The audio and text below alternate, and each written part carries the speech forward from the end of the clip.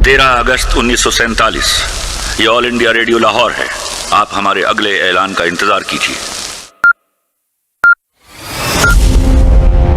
14 अगस्त 1947 ये रेडियो पाकिस्तान लाहौर है।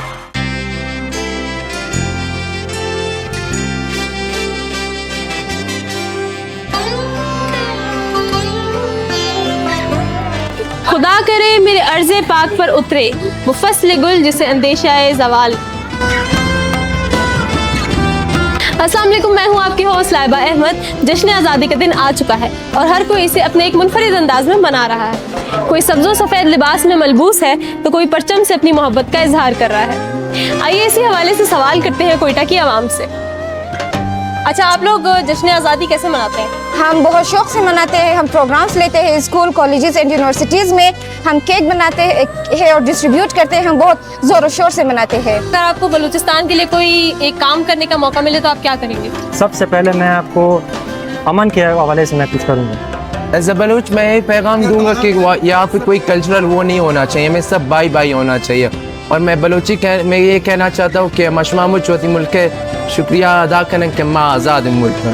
हम बलोच और पठान मतलब आपस में भाई भाई है। वैसे भी एक चंद लोगों का कहना है कि हम लोग दुश्मनी फैला रहे, लेकिन ऐसी कोई बात नहीं है, हम लोग भाई भाई है। तो अगर बलूचिस्तान के लिए कुछ करना हो तो आप क्या करोगे? मैं अपना हॉस्पिटल बनाऊंगी और उसमें सबको ऐसे प्रोवाइड करूंगी और उनको बचाऊंगी।